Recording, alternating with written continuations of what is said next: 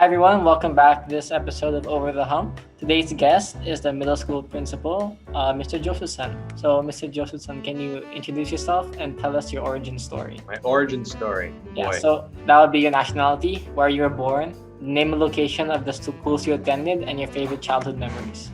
Okay, that's good because I don't have a superhero origin story. I was not bitten by a spider or exposed to gamma rays or anything like that.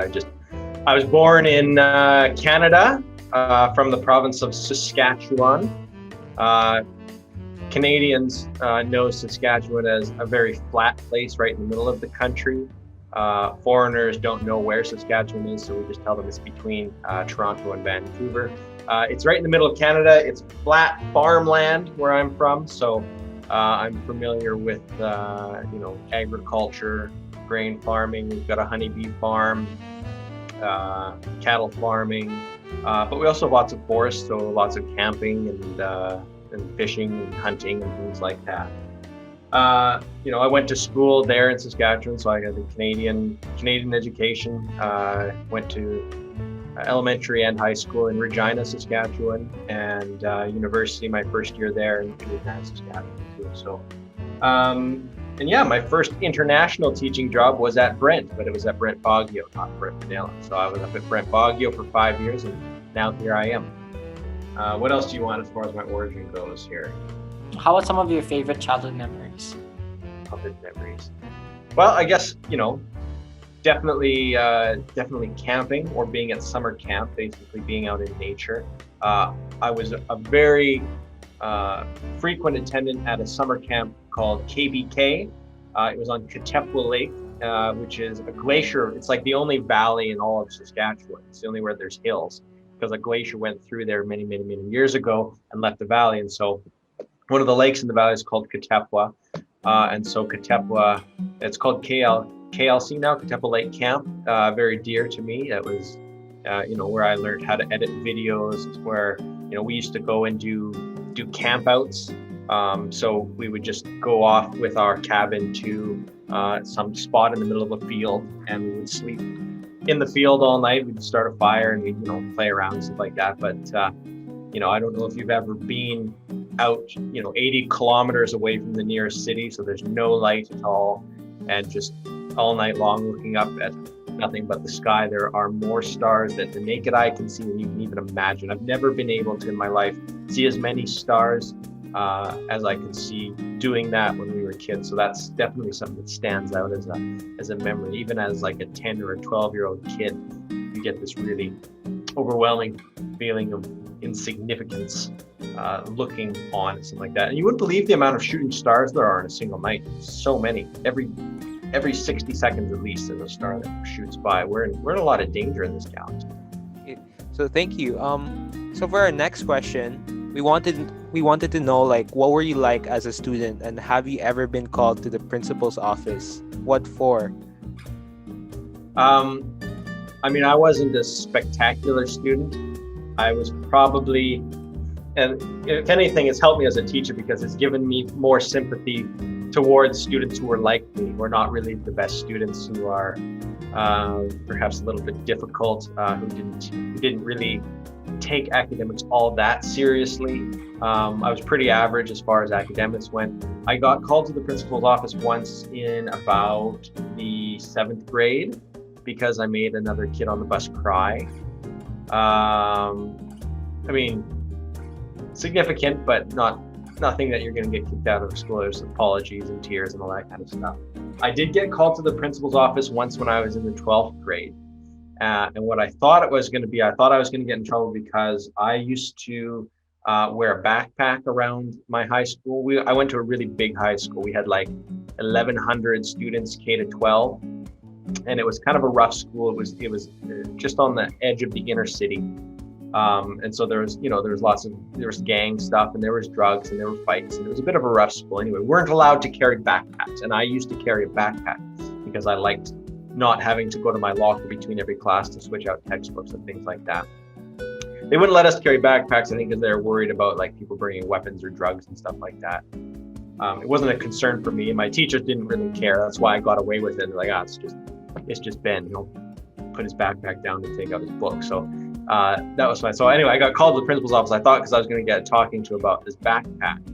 In fact, what they wanted to do was they wanted to make me what they called the Trojan of the month. The Trojan was our high school mascot. And so back then, there were still things like newspapers that got published and delivered to people's houses. So they put my picture in the newspaper. They wanted my permission to print my picture is what I got called in for. So that was kind of fun. That was a nice one. And I didn't get in trouble for my backpack at all. So, what are some trends from your childhood that you wish people would bring back? You know, going out to buy CDs, that was cool. Oh, I know one. The movie stores. Going to a movie rental store to rent a VHS or a DVD. I used to actually, when I was in university, I worked at a movie rental store. It was called Rogers Video, and I also worked at Blockbuster Video, and I loved working there. And I liked kind of talking with people who would come in and they were trying to choose a movie, whether it was a new movie or something in the older like library section. You know, a fun part of a night of hanging out together was going to the movie store and talking about and arguing about what movie you wanted to rent. And then the last part of the evening was going home to watch, obviously. But I do think that there was a lot of fun in going out together and getting one movie that you had to pay for that one movie and then bring home. So it was a big decision. It was an important one. That's a trend that I miss. I liked that. Yeah, that's really cool. I wish I had that experience as well, but now it's just all digital and whatever. You still do have the conversation with people about choosing a movie and arguing about it when you're looking through like the Netflix library. Yeah. But I mean, it's really easy to like you start the movie and you realize, oh, I don't like this at all. It's really easy to turn it off and choose a new one. So maybe the stakes aren't quite as high as when you have to if you don't like it. We would just watch it anyway, and then it would become a movie that we would make fun of together. Yeah, so. Yeah, so if you weren't a principal, what would your profession be? Maybe I would have been like a writer or an actor or something like that.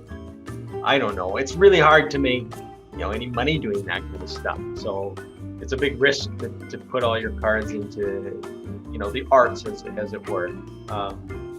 People who do that, I really commend them. I think it's really good for your soul, but it's really hard for your pocketbook. When I was in school, I really liked writing and I was really into acting. I was into theater and things like that. But kind of always knew that there wasn't. Like it's not something I was going to do for a living. So, yeah. But I probably, if I wasn't a principal, maybe I'd be a writer. Well, now that you are a principal, what are your favorite and least favorite parts about being a principal?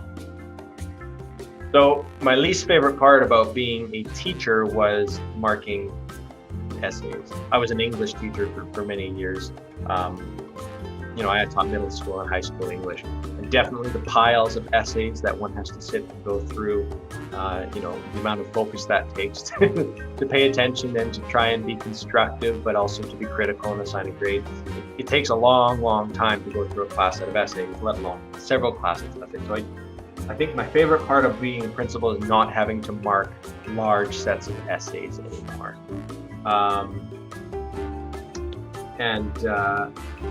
It goes without saying that anybody who's in the profession of education, their favorite part of their job is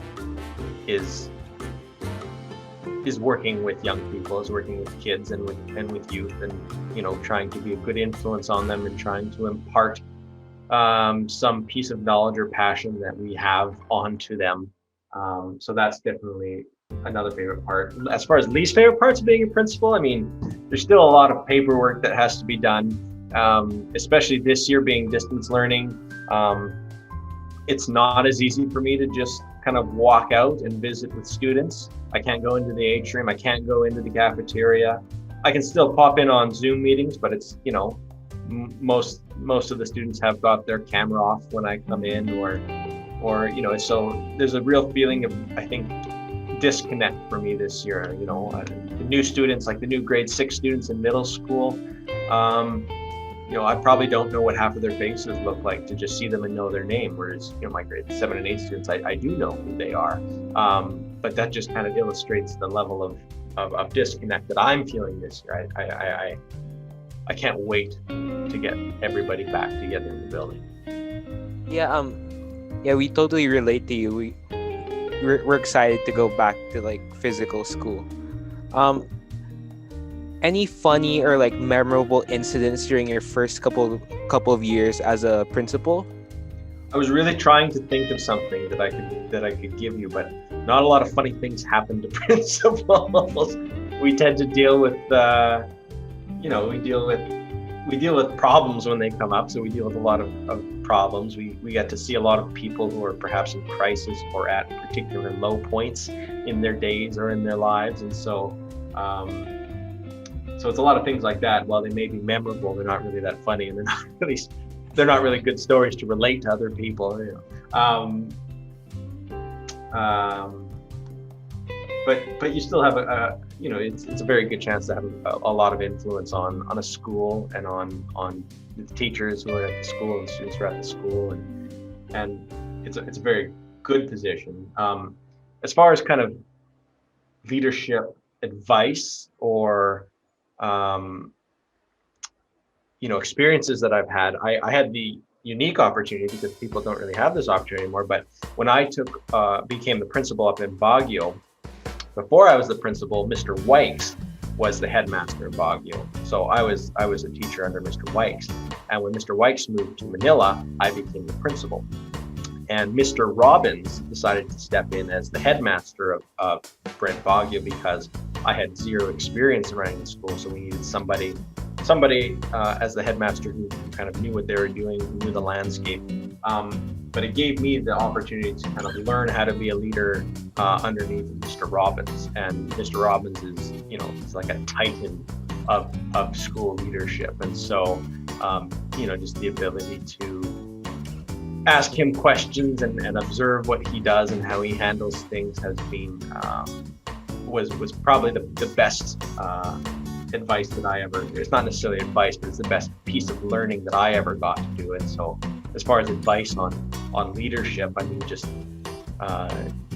paying attention and asking as many questions from current leaders, or that you would like to take over from. A good leader is always going to be looking for developing new leadership. They're always going to be looking to replace themselves, right? Because if they're a good leader, then they care about the people they're leading. They care about the organizations that they're a part of. And we know that we're not going to be there forever.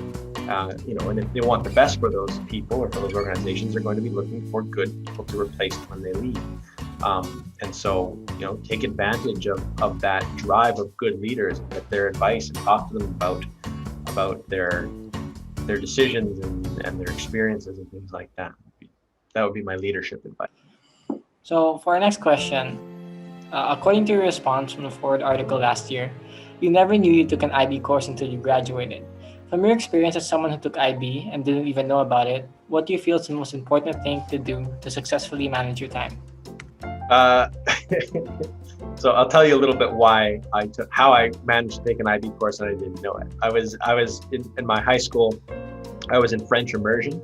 So all of my classes were in French, except for obviously English class. So it was just, my history classes were all in French, my phys ed, my mathematics, it was all done in French.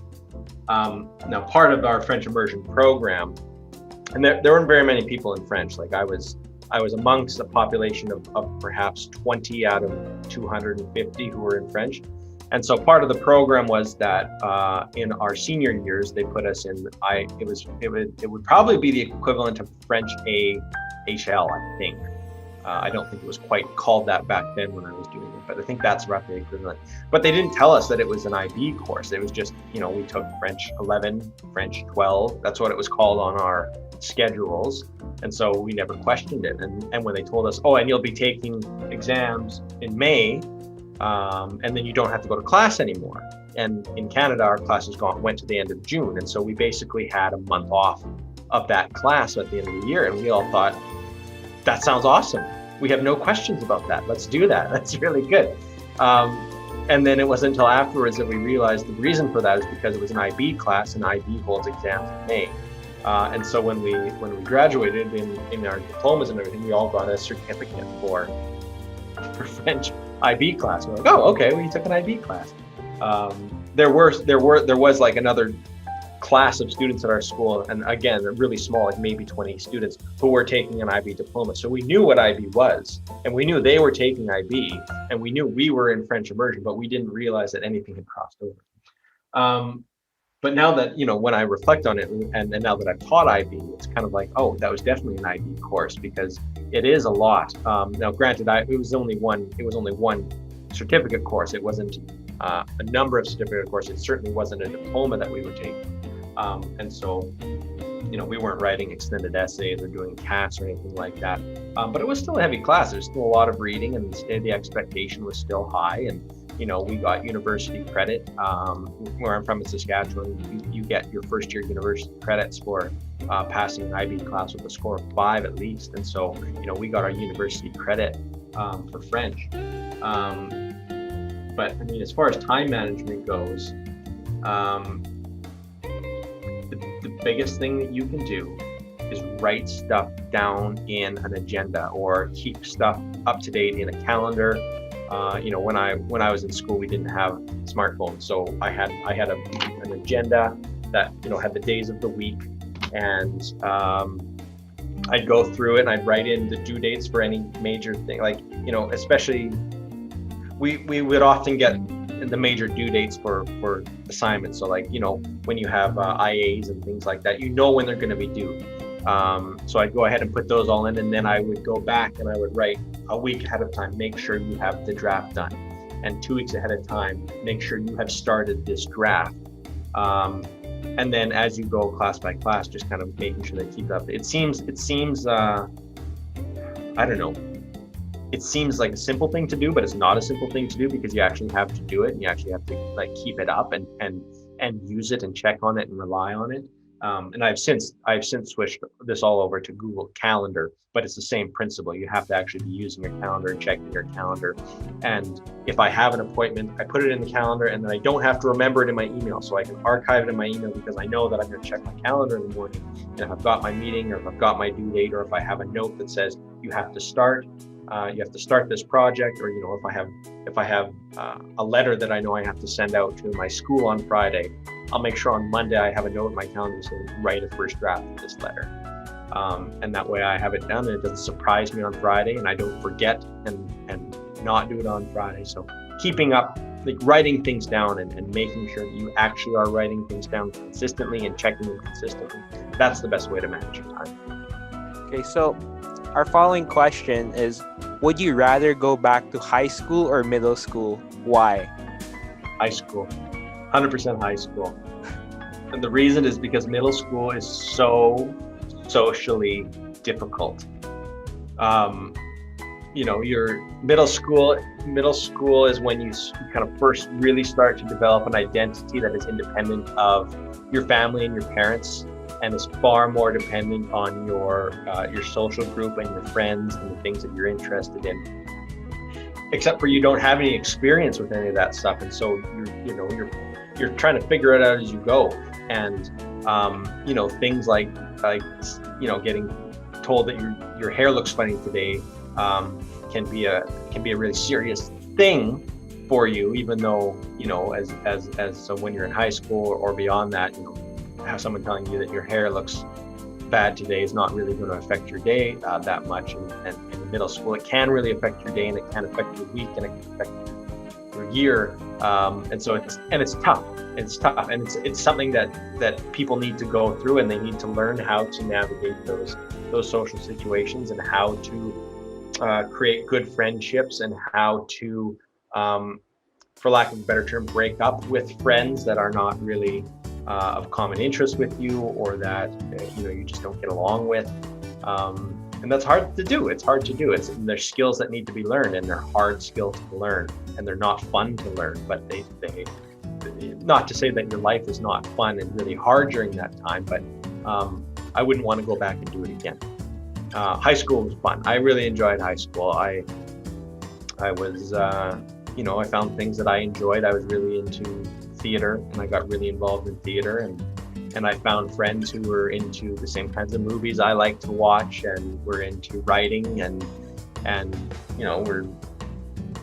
it was good. So I found a place to belong, and I really latched onto that. And you're still learning a lot of those types of social things in high school, but you just have a better sense of yourself, and you have a lot more independence and freedom and some experience on who you are and your identity. And so definitely I would not do middle school again. And probably if I had to choose, I'd do high school again. So yeah, speaking of middle school and high school, do you have any tips on transitioning from middle school to high school?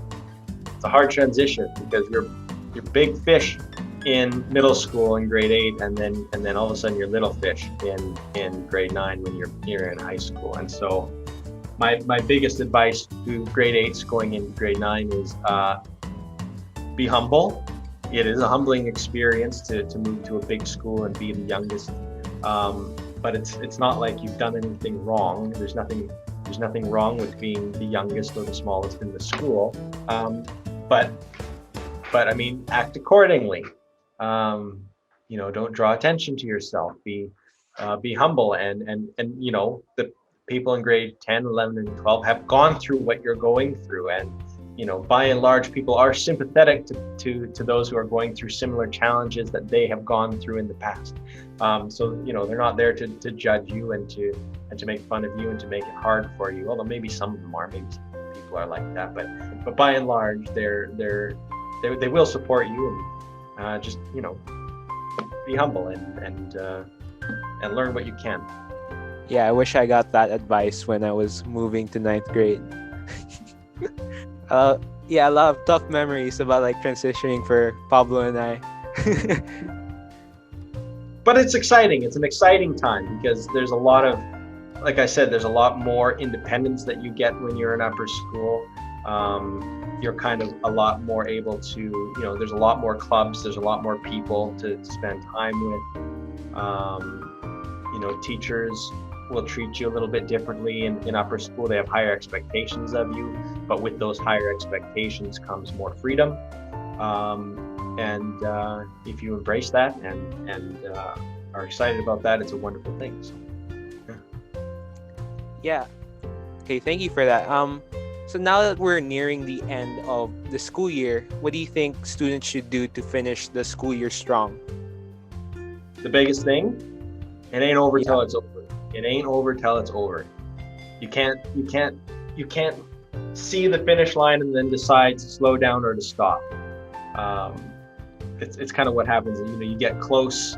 You only have one assignment left. You only have your final exam left, and you kind of think, it'll come and go, and then it'll be done. But you can't think like that. You've got to work until it is done. You've got to work.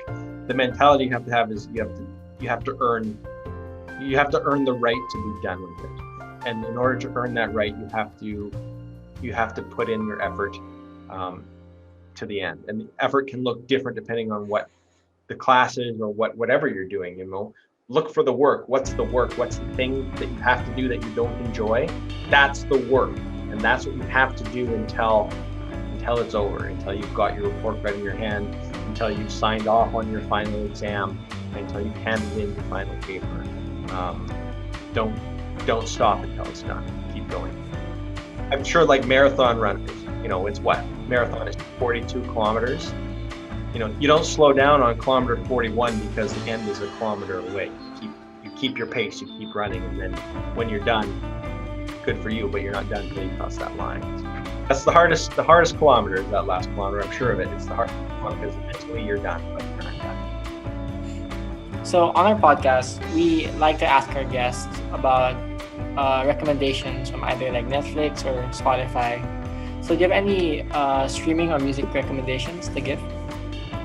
I'm probably the worst person to ask for music because I don't really listen to a lot of, it's not that I don't listen to music, it's that I'm not interested in seeking out music and keeping up with trends. If I'm going to listen to music, I'm going to listen to like stuff that I grew up listening to in Saskatchewan, which is generally like 90s to 2000 country music, like Garth Brooks and George Strait. And not a lot of people like country music unless you grew up listening. I think everybody eventually in their life defaults to listening to the music that they grew up listening to.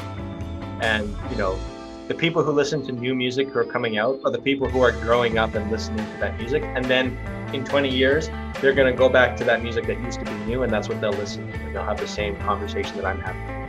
So I like to listen to old country music. Now, I would encourage you young people to listen to the new music coming out and then find what you enjoy and listen to it, because it's what you're going to be listening to for your whole life. It really is. You're always going to default back to it.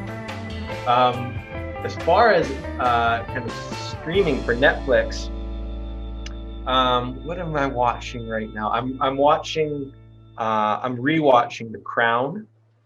That's the one about the Queen. My wife and I decided to start rewatching because she watched this interview with James Corden and Prince. Who's that Prince? Harry? Prince Harry? He's like the young one who married Meghan Markle. I think it's Harry. Anyway, she watched this thing and he was talking about it, and he was like, well, it's clearly a fiction, even though it's based on all these real people. We're like, is it really that fictitious? Is it really, or is that just something the royal family's saying? So we're like, oh, you know what? Let's watch it again. So now we've restarted watching that. So that's what, we'll watch an episode or two of that every evening. What else have I been watching on Netflix? I really like the show The Expanse. I like science fiction, that kind of stuff. So The Expanse is really good. Right now, I've actually been reading the book series The Witcher. I think that's what the video game is based on, The Witcher, and also they did a Netflix series, The Witcher, although it was kind of mixed reviews. But the books I've been reading through, and the books are really cool. They're written by a Polish fellow, and so the style of writing and the flow of the narrative is very different to anything that I'm used to, and I find it novel, so new, and so interesting. It's really good. So yeah, new to the Witcher series. I'm on book 4 or 5. Yep. Thank you for those recommendations. So next up, we're gonna talk about the videos that you do for the middle schoolers, the videos that you share with them. I actually enjoy those with my little brother who's in 8th grade, and those are hilarious. I wish Miss Bustamante would make videos like that for us. I know why she doesn't, because it is so much work. I actually haven't really done it this school year. I started doing it when we first went online. And it just started, the first one I did was just me running around the track, because I used to pop out during phys ed, and the students would be running a mile or something like that. And they'd be like, Mr. J, come run a mile with us. And I was in, my shirt and tie, and there's no way I'm going to run a mile if I'm dressed in my shirt and tie. I'll never dry off for the entire day if I do that. So I never did it. So I thought, oh, it'll be funny. I'll run the mile and I'll do the announcements. And then, people thought it was really funny, so they said, let's do some more. So then I started, every week I would come up with some way to, deliver the announcements to these videos. But what I didn't realize was the, immense amount of time it took up. So on top of trying to run a school during a pandemic, online for the first time ever, I was also trying to kind of come up with ideas about these videos and find, time after I was done my normal working day being a principal to go out and shoot and create backdrops and put together costumes and all kinds of stuff. So it's incredibly time consuming. I have a new respect for people who do that on YouTube. I don't know, is that really a job? What do they call them? An influencer or something like that? I have a bit of more respect for the amount of effort and work it takes to put into, putting together a good quality video. And I mean, they weren't that long. They were 4 to 6 minutes in length. So it takes a long time to produce that kind of content. But I knew at the end of last year that I was not going to be able to sustain that workload of being a principal and an influencer. So I've released far fewer videos this year. You may have seen the most recent I put out was at Christmas time. I did a little shtick as Santa Claus in a big empty school. But yeah, so it's you spend, when you have a little, it's probably the same process as any creative person goes through. You get a little idea and you just let it germinate for weeks on end, and you think. I mean, I probably spent eight times more time thinking about what I would do in the video than I actually did filming and editing it. I think with any person who's undergoing the creative process, if they're creating good things that are creative, that's what they're doing. They're spending a lot of time thinking about it compared to the amount of time they actually spend working on it. And it's exhausting to constantly be thinking of new ideas and how to combine ideas and making sure you have something that is, if it's a good idea, that it's actually doable by the time frame that it's due, because you've got deadlines that you will. So yeah, it was fun. And I've been asked to give the opening statement or the opening comments for the what is it called, the Spring Music Festival. And so that's my next opportunity to give a public address where I intend to put my filmmaking and that skill set to use. So you can look forward to the opening comments of the Spring Arts Festival. I will be looking forward to that. So, in closing, if there's one thing you'd want your students to take away from these experiences, what would it be? When I think about, kind of how I talked about myself as a student and how I was not an outstanding student, and I had interests that I didn't really bring into my career. I would say that, when you're at school, when you're at Brent and you're in classes and things like that, you put a lot of weight onto your grades and onto where you want to go to university and what you want to take in university and that kind of thing. And I think that, maybe it's not necessarily as important in the long run as it seems right now. And you can still, for someone who could have been an actor and could have been a writer, I found ways to use those skills in the job that I do now. But it's not the thing that is the job. It's just an added thing that I can bring to the job. And so those pieces of yourself, they don't necessarily have to define what you end up doing and where you end up going, because they are a part of yourself, and you're going to be able to bring those interests and those skills to wherever you end up. So don't be disheartened, and pursue your interests, regardless of whether or not they're going to be something that make you any money or not. Yeah, that's it for this week. Stay tuned next week. We'll see you soon. Stay clean and quarantine.